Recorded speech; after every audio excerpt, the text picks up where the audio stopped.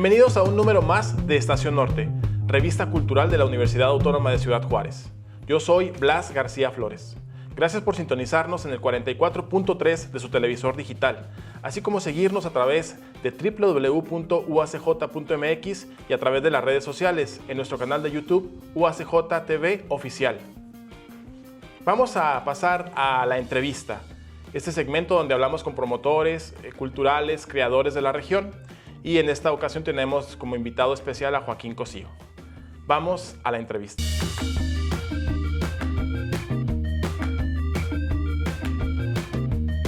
Hoy contamos en el estudio con la presencia de Joaquín Cosío. Él es un actor, poca gente sabe que es escritor, dramaturgo, también fue maestro de la Universidad Autónoma de Ciudad Juárez, de la Universidad Autónoma de Chihuahua, creo que hasta fue coordinador de un programa de aquí de la universidad.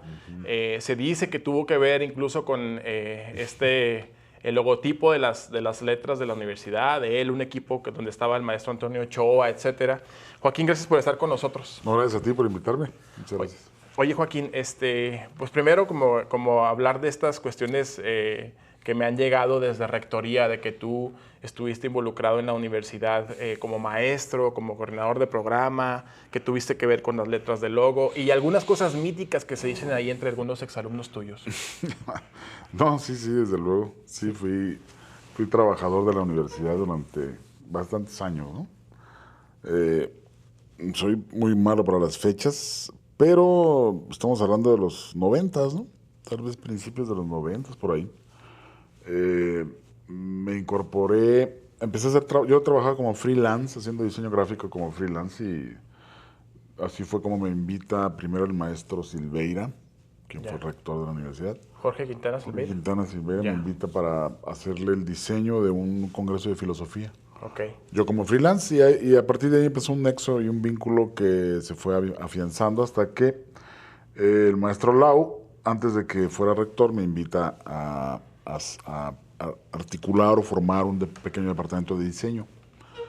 Y luego ya siendo rector, me incorporé como funcionario, digamos, ¿no? Empecé a dirigir el área de diseño gráfico, luego finalmente trabajé en el área de coordinación de comunicación social y dirigía varios departamentos. Entonces, eso que te han dicho es cierto. Dabas clase y todo.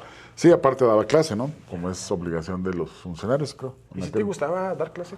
Sí, de hecho, incluso antes de tener esta pequeña historia con la UACJ, yo di clases en la Universidad Autónoma de Chihuahua. ¿Y eres egresado de ahí? Soy egresado, pero egresado por la puerta de atrás porque nos corrieron. Nos corrieron a un grupo de jóvenes que hicimos ahí un movimiento. Tomamos la universidad, la facultad. Sí, de Ciencias Políticas. Ciencias Políticas, siendo estudiantes, y generamos todo un conflicto estudiantil que culminó con la creación de un programa especial por parte del gobierno del estado con la UACJ. ¿Cómo no? Entonces, digamos que estudiamos en la Universidad Autónoma de Chihuahua y luego concluimos nuestros estudios en la UACJ. Que tengo entendido que ese grupo aún se reúne y tal, sí, ¿no? Claro, está es el Miguel famoso Ángel CUT. Chávez, el CUT, está Chávez Viguera, creo que está Pepe Acosta, un grupo de gente, ¿no? Claro, bastante ya con el tiempo se han distinguido en distintas actividades, ¿no? Fuimos una generación inquieta, pero al mismo tiempo una generación muy interesante. Hay varios creadores, hay activistas, hay periodistas, en fin, una generación que se distinguió. El CUT famoso, ¿no? Y eventualmente nos reunimos todavía. Se logró compactar un grupo con bastante cariño. Bueno, por ese lado está esa faceta que a lo mejor no mucha gente conoce. Y luego está esta otra faceta que nace en el 80. Yo no sé si tú fuiste de los primeros de la generación del taller literario de Limba, que mucha gente también dice que hay un antes y un después en la vida cultural literaria de la ciudad en relación al inicio de ese taller en el 80, cuando el Limba, que fue en el Museo de Arte de Limba, que lo dirigía el arquitecto Lizárraga, si no mal recuerdo. Sí. Platícanos un poquito sobre eso, sobre la experiencia en el taller. Sí, también fue en los años 80, ¿no? No fui de la generación original o de la fundadora. La fundadora, la fundacional, fui una generación posterior. Me incorporo a raíz de estar estudiando en la UACH, justamente, donde conozco a Miguel Ángel Chávez, que es también de mi generación, de mi misma edad incluso. Y había un pequeño periódico mural donde yo vi que Miguel colocaba sus sus poemas. Órale. Y yo andaba ahí de manera bastante incipiente escribiendo cosas, ¿no? Todavía no sabía yo que podría de alguna manera llegar a publicar un libro ni nada por el estilo.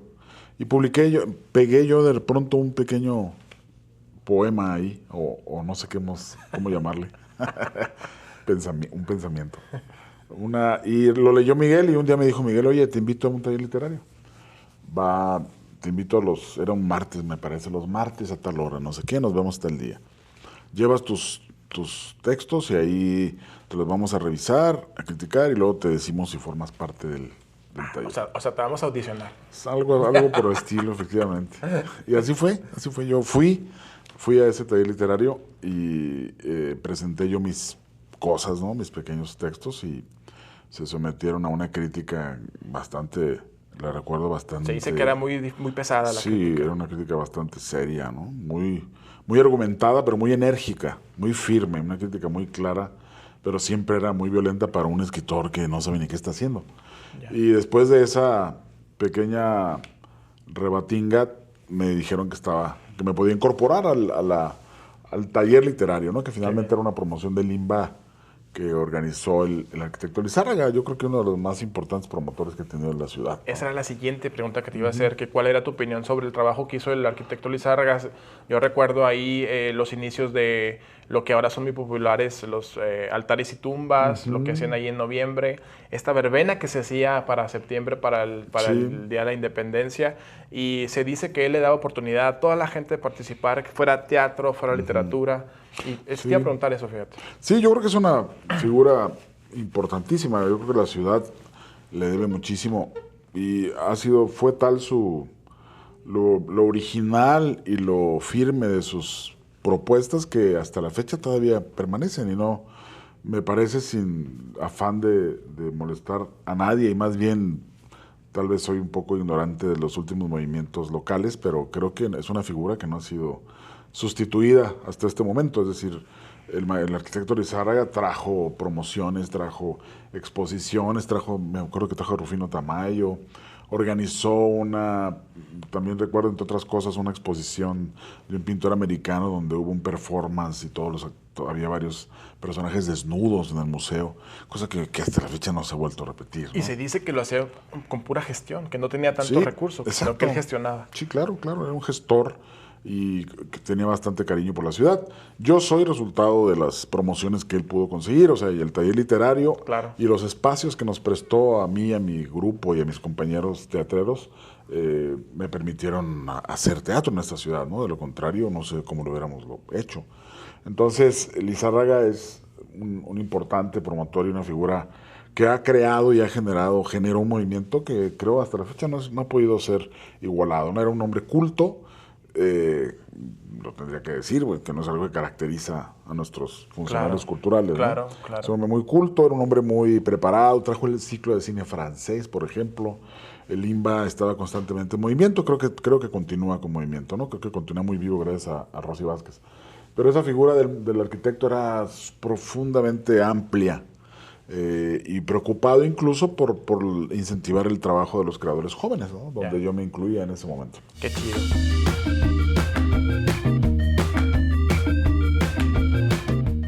Bueno, la amistad que tengo con Joaquín Cosío nos une desde 1980, cuando ingresamos a la carrera de Ciencias de la Comunicación, y como al medio año inicia aquí en Ciudad Juárez el taller literario del Museo de Arte. Era un taller de Limba.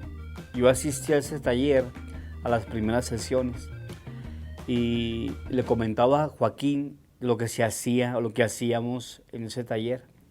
Y yo sabía que Joaquín escribía poesía, a la vez que estaba en los clubes de teatro de la prepa todavía y uno que estaban formando en la universidad. Entonces yo lo invité al taller y lo llevé al taller.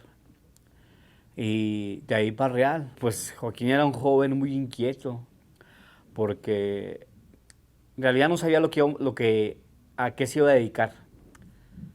Yo por eso, como muchos que estudiamos ciencias de la comunicación, porque no sabemos a dónde nos va a llevar. Entonces Cosío hacía teatro estudiantil, muy bueno, por cierto. Pero también empezó a escribir y escribió muy bien. Sus poemas eran muy buenos. Creo que es el 81-82 cuando se da la fractura de la base estudiantil con los directivos de la Universidad Autónoma de Chihuahua y se presenta una huelga. A raíz de esa huelga nace un movimiento estudiantil que se le conoció como el movimiento del CUD, el Comité Universitario Democrático. Yo me enlisto inmediatamente del lado de los huelguistas. Joaquín hace lo mismo. Cada quien toma partido, pero porque Joaquín y yo, en nuestro caso, nos unimos a la huelga y a participar en el movimiento estudiantil. Joaquín y yo fuimos parte de esas guardias, de esa base de estudiantes que siempre estuvo al pie del cañón en ese movimiento. Que como dices tú, después de un año más o menos de lucha en las calles, en Chihuahua y aquí también, que exigíamos solución a nuestras peticiones. Y ahí hubo mucho la participación de Cosío y también de parte mía, con lo que podíamos aportar. Cosío a veces, el club de teatro organizaba puestas teatrales en las calles para recolectar dinero, ¿no? Para botear, lo que llamábamos. Y yo pues hacía lecturas de poemas de vez en cuando, pero también participábamos activamente en las marchas, en la toma de camiones, que sí hubo momentos muy de estrella roja con la policía. Nos conocimos entre 1988-89, cuando él era profesor en la licenciatura en comunicación de la Universidad Autónoma de Chihuahua, aquí en la Facultad de Ciencias Políticas y Sociales. Yo también empecé a trabajar en esa facultad, apenas egresé de mi licenciatura en economía y desde un principio pues hubo mucha empatía. Al conocernos empezamos pues a juntarnos, a pues convivir en la vida bohemia. Joaquín pues es un bohemio empedernido, y pues nos hicimos muy buenos amigos junto con otros compañeros de toda una generación pues muy interesante en el medio, sobre todo en el medio artístico, literario. Pues primeramente dura los 6 años que de la administración que en donde nos encomendaron estas responsabilidades, pues duró de 1994 al año 2000 propiamente, en donde por parte de Joaquín yo siempre le di mucha creatividad. No solo era el director de comunicación social, era el responsable de la imprenta, además fue el que creó la licenciatura en diseño, fue su coordinador incluso, o sea, tenía varias responsabilidades a la vez. A mí también me daban como varias responsabilidades en algún momento, era un poco complicado todo, pero fue una etapa muy creativa para Joaquín. Sí, él seguía haciendo teatro, obvio, que es lo que realmente hacía aquí en Juárez, pero era diseñador. En su momento nunca pensamos, porque platicábamos mucho y también con gente del mismo grupo que hacía teatro, que iba a tener él en particular, pero varios de los compañeros de esa generación, tanto impacto, éxito o esa posibilidad de estar en el cine mexicano. Y bueno, y él que ha trascendido esto del cine mexicano, pero nunca se nos ocurrió, vamos. Entonces en el año 2000 terminamos la encomienda. Joaquín es cuando... Yo creo que el parteaguas de todo esto es cuando a Joaquín y todo el grupo de teatro que hacía teatro con él los busca la Compañía Nacional de Teatro para hacer la obra de Felipe Ángeles. Entonces se van todos a una especie de, no sé cómo decirlo, de retiro para preparar esa obra. Bueno, la Compañía Nacional de Teatro es una compañía que exige rutinas muy estrictas y mucho tiempo de dedicación, y se fueron de tiempo completo. Y seguramente digo que es el parteaguas porque a partir de ahí se dan cuenta de que abren muchas posibilidades, se dan cuenta de que pueden participar en otros espacios y en otros ámbitos de la actuación, no solo el teatro, en este caso el cine, y Joaquín empieza a recibir ofertas, ¿no? Él regresa y la verdad es que tiene dudas si se va o no se va. Él siempre me lo ha dicho, bueno, lo hemos comentado entre los amigos, él siempre pensaba que ya tenía más edad como para aventurarse, ¿no? Como para tomar una decisión de cambiar completamente de vida. Y fue una decisión difícil, no fue una decisión que pudo tomar inmediatamente, una reflexión que se hizo, él hacía, obviamente, la platicábamos, y terminó por irse. Entre 2002, 2003, 2002 definitivamente se fue a la Ciudad de México, y es cuando empieza a tener oportunidades pequeñas en cine en principio, pero que le van abriendo poco a poco puertas, ¿no? Como, si mal no recuerdo, bueno, no es la primera película, pero era La Habitación Azul, donde tiene un papel pequeño. Así es como inició, con papeles muy pequeños, apariciones rápidas en pantalla, pero pues fue haciéndose de experiencia, obviamente de relaciones, y aprovechó oportunidades que ahora lo tienen en donde está. A Joaquín Cosío lo conocí cuando trabajamos en el primer ayuntamiento panista de Juárez con Francisco Barrio de la Cabeza. Yo no lo conocía, él era amigo de un diseñador, Enrique Centeno. Enrique Centeno se hizo cargo del área de diseño y llevó a Joaquín Cosío. Estaba reciente el conflicto del CUD aquí en Juárez, en la UACH, cuando hubo una escisión ahí de algunos estudiantes y algunos profesores, y Joaquín era miembro del CUD. Por cierto, Joaquín se tituló finalmente en la UACJ. Así fue como llegó él como diseñador, porque Joaquín diseña.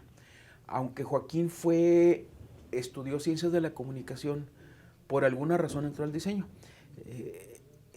No sé si todavía sea, pero era un excelente diseñador. En los tiempos en que no había computadoras, se hacía todo el trabajo manualmente. Tenía la característica, Joaquín, y lo confesaba, que no sabía dibujar. Pero pese a eso, era un excelente diseñador. Yo creo que traía la vena artística ya por ahí. Era excelente.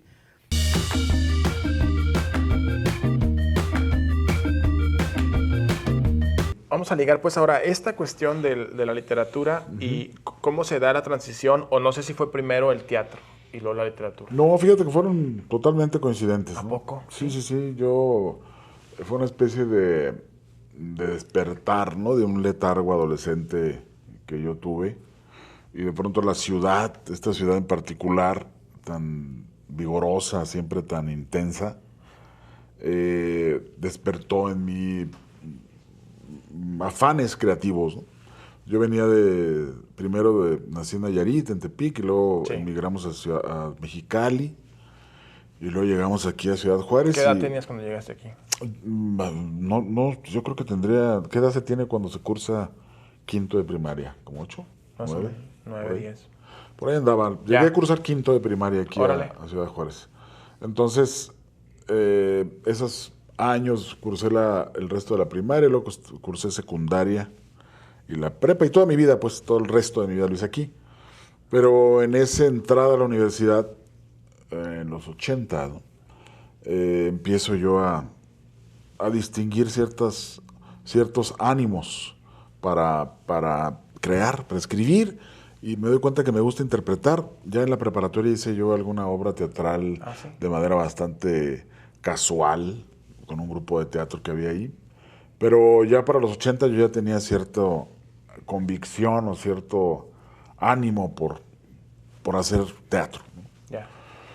Y la cuestión del teatro, digamos, ya un poco más trabajando en forma, ¿tú tuviste que ver con el grupo del TEC de Juárez, con el ALEF, o no tuviste que ver con el maestro Ochoa? Sí, desde luego, ¿no? El ALEF es un grupo muy cimentado, muy, muy organizado, donde había figuras tan importantes como la propia Perla de la Rosa, ¿no? Que es básicamente la dupla, el ingeniero Ochoa, el profe Ochoa y Perla, construyeron este grupo que tiene su haber. Yo me siento más responsable de otros grupos donde yo participé de manera más directa, como hay varios. todos con Octavio Trías. Al borde. Eso fue el final, ¿no? final, ¿no? Uno de los Sí. primeros se llamó Caos, Grupo Caos. El Foro Independiente de Experimentación Teatral, Follet. Y luego después ya nos incorporamos como grupo a la Universidad Autónoma de Juárez, el Ya. grupo de teatro universitario. Pero hay esos antecedentes. Yo con el ALEP trabajé. Ya. Sí, trabajé bastante y recibí desde luego la cátedra del maestro, ¿no? Del maestro Ochoa, a quien le debo muchísimo. Es un maestro muy singular, todo un personaje de la cultura también muy indispensable y que forjó generaciones de jóvenes actores, ¿no? Ya. Un hombre también con un acervo cultural enorme, extraordinario, un director que ha tenido puestas formidables, una persona que yo quiero, respeto muchísimo y quien está forma parte de mis mentores aquí en la ciudad. Y trabajé con él, hice teatro clásico, hicimos muchas cosas, ¿no? Hicimos bastante trabajo y jugábamos además rebote y nos enseñó esgrima. Un personajazo, el maestro Ochoa, ¿no? Fue a las Olimpiadas, en fin, tiene una historia que es tan interesante, tan vasta, que siempre resulta difícil creerla y sin embargo es su vida, ¿no? Su vida es un gran baúl lleno de sorpresas. Es el ingeniero y nos enseñó muchas cosas, ¿no? Un especial énfasis sobre la voz. Era un gran maestro de la voz que es un problema muy importante, un problema que se repite mucho en los actores, ¿no? La falta porque es complejo, ¿no? Proyección y toda esta serie de cosas. Ya. ¿Y tu relación con Trías, cómo fue? No, a Trías le debo todo, ¿no? Ah, ¿sí? Sí, sin duda, sin duda. Como te decía, yo empiezo a tener ciertos afanes creativos y por un lado, en el aspecto literario, entro al taller literario y el mundo cambia para mí, ¿no? Sería como si tus maestros en el sentido literario era David Ojeda y acá era Trías. Exactamente. Teatro. Sí, de alguna manera el taller literario representó una fuerte sacudida, ¿no? Una crisis, en el mejor sentido de la palabra, sobre la manera de ver la vida y las cosas y el arte mismo, ¿no? Se dice que era tan fuerte el taller literario, me lo han dicho algunos integrantes como Miguel o Jorge, que había gente que iba, como me han dicho del ejemplo de Pilo, que fue y no aguantó, ya no regresó. Sí, Tan pesada pero es fundamental, es decir, era justamente la gran enseñanza del taller literario, ¿no? Aprender a recibir la crítica sobre un trabajo tan inasible como un poema o una pretensión artística. Es complejo, ¿no? Es decir, ¿cómo alguien te puede decir, sabes que tu poema no es interesante, o tu poema no funciona? ¿De qué manera pueden hablarte de ello, ¿no? Claro. Sobre materiales tan poco aprensibles o tan poco terrenales, tan poco terrestres. Y sin embargo en el taller pasaba. Y es la gran enseñanza y el gran aprendizaje, a criticar y a entender que la obra creativa también requiere de una malicia crítica y aprender que no puedes enamorarte de todo lo que haces, ¿no? De una raya que hagas en una servilleta y que ya digas... Si te enamoras, algo está mal ahí, ¿no? Si todo lo que escribes piensas que está bien, claro. algo está mal. Y esa posición crítica fue para mí una revelación y una posición ante la vida que me impactó mucho y me transformó cuando entré al taller literario. Trías es el equivalente. Busco yo estudiar, preparar, hacer teatro. Era una inquietud muy importante que tenía yo en esos años.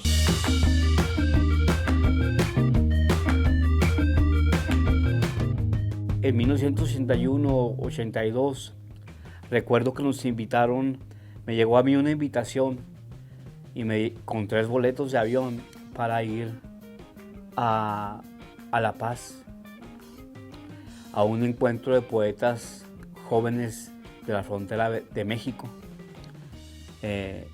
Y yo no sabía a quién invitar, porque yo tenía el derecho de invitar a otras 2 personas. Y en aquel tiempo, pues Juárez estaba muy raquítico en producción literaria y le extendí la invitación a Cosío y a otro muchacho y nos fuimos. Entonces ahí Joaquín y yo nos dimos cuenta que teníamos buena calidad en la poesía que hacíamos. Y de ahí para real empezamos a darle duro a la escritura, a trabajar textos, a llevar los textos que se nos complicaban al taller, hasta que fuimos formando cada uno su producción. Él publica Conversando Otra Voz en John Godoy Clement, una editorial que estaba entre Aguascalientes y Zacatecas. Y yo publico mi primer libro que se llama Este lugar sin sur.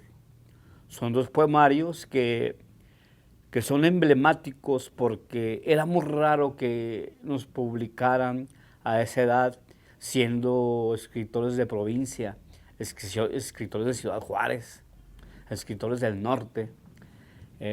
Y creo que con esos libros, con esas publicaciones, tanto de Cosío, de mi hermano Jorge Humberto, de Ricardo Morales, de Wilibaldo Delgadillo y yo, que son los que ahorita recuerdo, empieza a forjarse lo que sería la nueva literatura juarense. Te hablo ya del 85, 86. Y fue a raíz de ese viaje que hicimos a La Paz. Creo que era la primera vez que volábamos en avión. Y aparte pagado, que no lo pagábamos nosotros. Entonces ahí empezamos que quizá nos podría ir bien en la cuestión artística o en la cuestión cultural. Pero obviamente pues Joaquín a la par se iba mejorando, iba perfeccionando su trabajo actoral, que nunca dejó y creo que lo ha jalado más. Por eso hoy se conoce a Cosío como un actor a nivel internacional. A Cosío y a mí nos unen muchas cosas, porque un año le estuvo rentando 2 cuartos a mi papá. Pasa el tiempo y en 1990 yo me divorcio y me salgo de mi casa y no tengo a dónde ir. Entonces Joaquín me acoge y durante 2 años estuve viviendo con él. Entonces imagínate, ese departamento era el centro de diversión para el grupo de amigos, y amigos dedicados, unos al teatro y otros a la literatura y al diseño gráfico, que en ese momento iniciaba. Llevamos una vida muy disoluta, muchas parrandas, porque a esa casa llegaba todo el mundo los viernes y sábados, porque era fiesta, era día chaleco, como decimos. Y sí fuimos muy, muy disolutos, porque recuerdo que en la cocina de ahí de la casa de Joaquín teníamos 8 cartones de cerveza que consumíamos viernes y sábado. Y a veces pues no nos quedaba más que para el puro viernes, ¿no? Es definitivo, Octavio, que también lo conocí, fue seguramente quien marcó no solo su vocación y gran parte de esa capacidad histriónica que tiene Joaquín, porque fue un formador.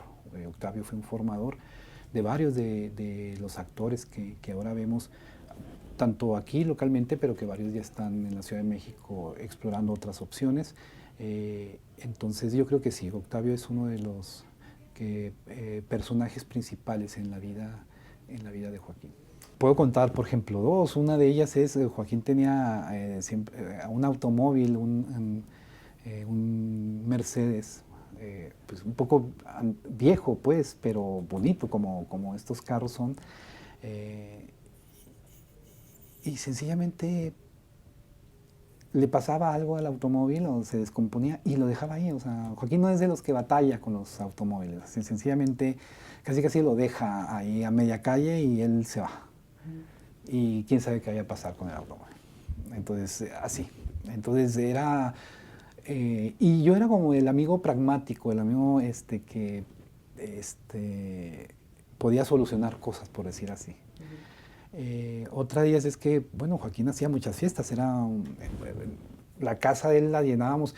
Nosotros nos íbamos los fines de semana a los supers, comprábamos latas, o sea, una cantidad inmensa de latas y de embutidos y de quesos y de todo. Y decíamos, pues vamos a tener aquí nuestras viandas, ¿no? Entonces llenábamos la mesa en casa de Joaquín así de todo lo que habíamos comprado y era algo frecuente. Y los amigos sabían que podían llegar, es decir, había constantemente fiesta en la casa de Joaquín. Y también ocurría que Joaquín se cansaba, o sea, llegaban ciertas horas de la madrugada y decía, así con una facilidad de, ya me voy a dormir y ahí te encargo todo. Entonces yo era el encargado de las fiestas. Joaquín participaba en ese tiempo en el Festival del Siglo de Oro. Ustedes saben qué tipo de teatro se trata, suena cacofónico, qué tipo de teatro es. Y tenía que bajar de peso para enfundarse en esas cosas que usan ahí en el teatro español. Y pues Joaquín Cosío no cabía. Y yo siempre con mi eterno y feliz problema, no es problema, con mi eterno sobrepeso, que a veces es virtud, pues ya había ensayado si sí funciona. Y algunas amigas y amigos gordos y gordas también habían bajado mucho de peso, con consecuencias para la salud, pero es muy rápida. Huevos en la mañana, chicharrones a mediodía, carne en la noche, soda de dieta, café sin azúcar y la gente baja porque baja. Le dije, Joaquín, incluso yo compré el libro de la dieta del doctor Atkins y le dije, pues mira, yo he ensayado esto y funciona. Y dijo, tengo que bajar no sé cuántos kilos para caber en unas mallas, no sé qué se iba a meter. Y bajó de peso. Bajó de peso y le dije, nada más cuando termine esto, no vayas a comer en exceso. No comió el día de la presentación. Casi me sentí mal porque hubiera habido una consecuencia fatal y yo me hubiera sentido responsable, pero no salió vivo. Salió vivo y flaco de esa obra, después se fue a comer. Dice él que no comió en exceso. Yo supongo que sí, porque lo vi muy mal los siguientes días. Creo que comió de más. Puedo entonces decir que fue su nutriólogo y su asesor en cuestión de imagen en ese momento. Y era un buen paciente, hizo caso. No comió nada de lo que estaba prohibido.